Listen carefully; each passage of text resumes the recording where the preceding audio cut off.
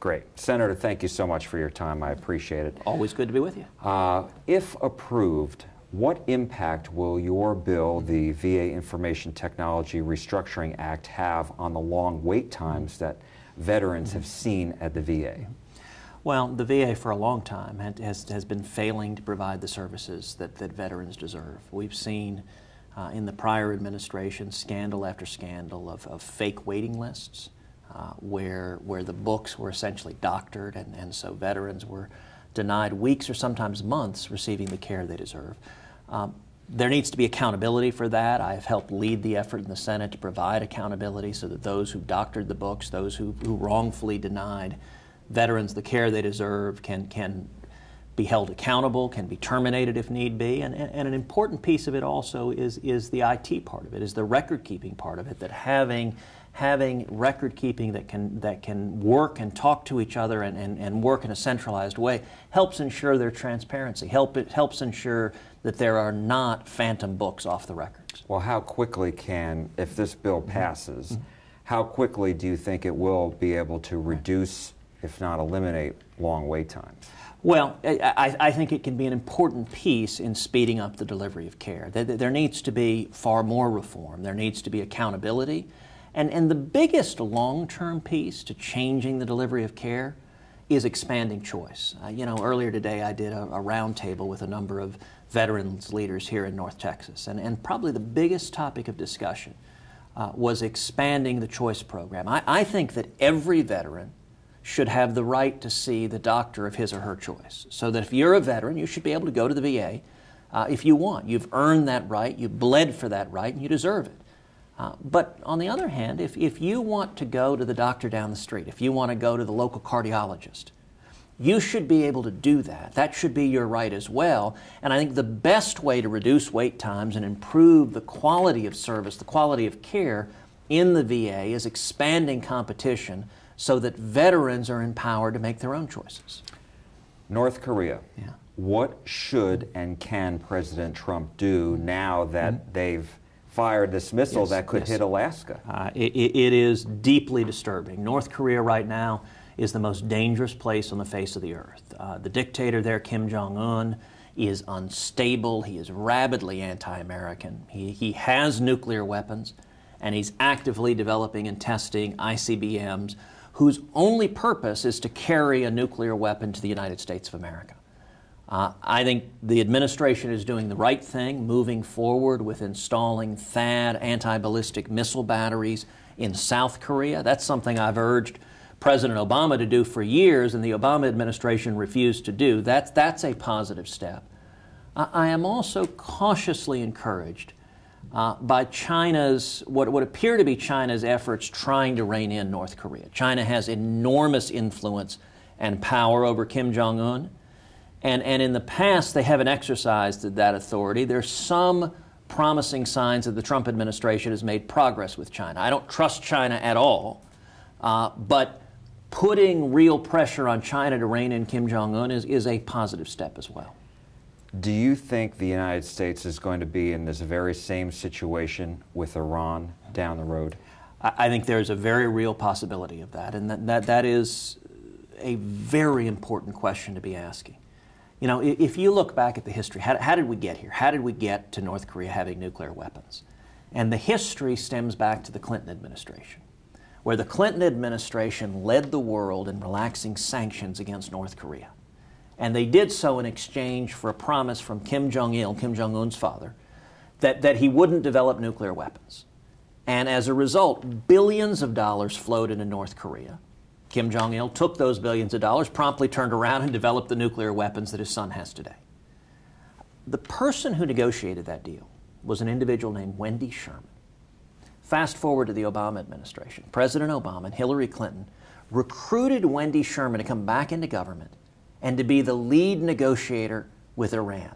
She was literally the only person on the face of the planet who had messed this up before. And she negotiated the same deal with Iran that didn't work with North Korea. Billions of dollars that went to the Ayatollah Khamenei in exchange for a hollow promise not to develop nuclear weapons. And I think as profoundly dangerous as North Korea is, Iran is a qualitatively different degree of danger. Because Kim Jong-un, even though he is wildly unpredictable, there is some possibility of something resembling rational deterrence. With the Ayatollah Khamenei, he is a radical religious zealot who leads chants of death to America and death to Israel. I believe the Ayatollah when he says he wants to murder us, and the danger is when you have a religious zealot who celebrates a culture of death and suicide, I think the risks are unacceptably high that Khamenei would use nuclear weapons. And so we should look to North Korea's foreshadowing for what could happen in Iran and do everything humanly possible to make sure Iran never gets nuclear weapons. Obamacare. Yeah. What will it take to you to get to yes to repeal and replace Obamacare? We've got to solve the problem. We've got to do this job and do it right. I'm encouraged. We are making progress. You know, if you go back 4 or 5 months ago, early this year, I joined with Senator Lamar Alexander in bringing together the Obamacare working group in the Senate. And we assembled a group of 6 senators initially. It was a group of senators that ran the ideological spectrum across the Republican conference, from strong conservatives to much more moderate senators. And we met once a week in my office, in my conference room, trying to come to common ground, trying to get to yes, and honor our pledge to repeal Obamacare. And my view was, if we could get those 6 senators together, we'd likely have a bill that could command support of the majority. The discussions were positive. They were in good faith. Look, one of the strongest indications of that is we met for over a month, and there wasn't a single media story. You had 6 senators and all their staff knowing about the meetings, and nobody leaked to the media. In Washington, there's a word for that. That's just weird. But why is it, if you've worked that hard, that there is still no deal? Why can't the Senate get this passed? Well, I believe we can, but there's more work to be done. The reason is simple. We've got a very narrow Republican majority in the Senate, 52 Republicans. Every Democrat, sadly, has told us they are completely unwilling to work with us on anything positive on health care. So we start out with 48 hard no's. That means we've got to get at least 50 of the 52 Republicans. If we lose 3 Republicans, we're done. And so the process by design has to be collaborative. It has to have the input from everyone across the ideological spectrum, across the geographic spectrum. They're Medicaid expansion states, they're non-expansion states. So how do we get to yes? I think the most important pieces are, number one, we have to honor our promise to repeal Obamacare. For 7 years, we promised the voters we would do this. We've got to deliver on that promise. But number two, the most important substantive result is we have to lower premiums. The single biggest reason so many millions of people are unhappy with Obamacare is it's caused premiums to skyrocket.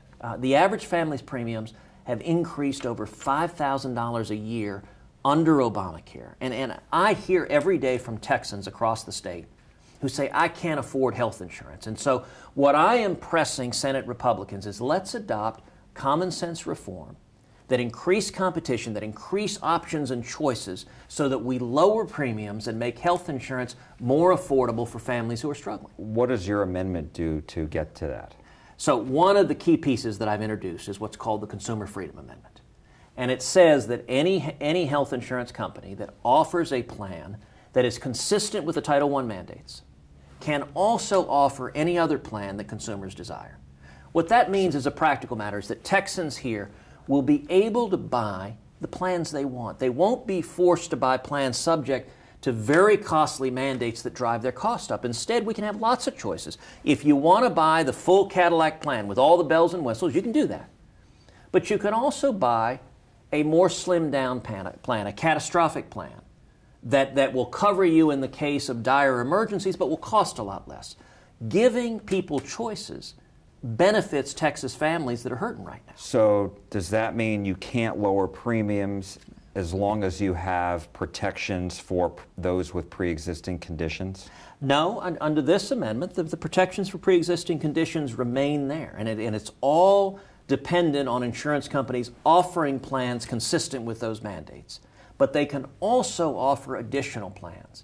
And, you know, if you look at... That don't have those protections. That have that are more slimmed down and so that have much lower premiums. And that's the key. If you want more people covered, the only way to do it is have prices lower. The reason people don't have health insurance, if you ask them, I hear all the time, they say, I can't afford it. You think about it, basic economics 101. If you want lower prices, you want more options, more choices. That lowers prices. If you want higher prices, you want fewer options, fewer choices. What does Obamacare do? It gives us fewer options and fewer choices. What I'm trying to do is give Texans more choice so that health care is more affordable. And if we do that, that's a win-win for everyone. It's a win for conservatives. It's a win for moderates. It's a win for the people we represent. And if a year from now, 2 years from now, 3 years from now, more Texans are able to purchase insurance because it's more affordable, that will be delivering on the promises we made to the voters. I want to squeeze in 2 more questions if I can, and that is, if the Republicans in the Senate do not get this bill passed, does that spell doom for President Trump's, the rest of his agenda, and for 2018? I think failing to repeal Obamacare would be catastrophic. We've spent 7 years campaigning, Republicans over and over and over again, saying, if you elect us, we'll repeal Obamacare. We've won now 3 landslide elections, 2010, 2014, 2016, where repealing Obamacare was front and center in the mandate from the voters. And we have a mandate from the voters. I think failing to deliver would be incredibly damaging. Now, I will say there's an even worse outcome than failing to deliver, which is passing a bill that is entitled Obamacare repeal, that has a bunch of politicians holding a press conference, patting themselves on the back. And then a year from now, 2 years from now, 3 years from now, premiums continue to skyrocket just like they are under Obamacare. I think that's an even worse outcome. I think that's how you get a Speaker Pelosi or a leader Chuck Schumer, is if the voters get disgusted with the empty promises of politicians. So what I'm urging my colleagues in the Senate and the House to do, what I'm urging the President to do and the Vice President to do, let's deliver on our promises. Let's actually lower premiums. The consumer freedom option is a big piece of that. Another big piece of that is allowing people to use health savings accounts to pay for premiums. Right now, that's illegal. It's against the law. What that enables you to do is pay premiums with pre-tax dollars, which for many people, that's an effective decrease in premiums of 20 to 30%. That's a big deal. And I'll tell you, that amendment that I authored is now in the Senate bill. It was added to the Senate bill this past week. That's a major victory for consumers, lowering premiums. That's a step in the right direction. We still need to do more. If we lower premiums, it's a victory. If we don't, we'll have failed in the task before us. As you know, Friday is the 1-year anniversary of the deadly ambush in Dallas of the police officers. Has anything changed? Yes, I do think something has changed. You know, it was a year ago. I was here at the funeral for those officers, and it was a time of mourning in Dallas, but it was a time of mourning throughout Texas and throughout the country. And what I think has changed is with this new administration, we have leadership now that isn't demonizing the police. I think one of the most disturbing things we saw the last 8 years was political leaders who, anytime there was an incident in a community, immediately attacked law enforcement officers, immediately held them up, assumed they were guilty until proven innocent. And that impact was profoundly damaging, not just to law enforcement, but to communities, to low-income communities that are particularly at risk to crime. There's something that sociologists have called the Ferguson effect, which is police officers fearing being demonized, fearing being crucified, pull back. They're reluctant to do their jobs, and we've seen in low-income areas crime skyrocketing. We've seen murder rates skyrocketing. You know, you look at Black Lives Matter, absolutely Black Lives Matter. And when the police officers can't do their jobs, they're afraid to do their jobs, we know for a fact more Black lives will be lost. More African Americans, more Hispanics, more Americans will be murdered when the criminals aren't held in check by the police officers. And so one of the things I'm very encouraged by this new president, by Attorney General Jeff Sessions is these are leaders who stand with the cops, who stand with the firefighters and the first responders, who don't demonize them. Listen, are there bad apples? Sure. And if someone breaks the law, they should be held accountable. But we shouldn't be holding up law enforcement for attack, and I think that has been a very significant change, a very positive change.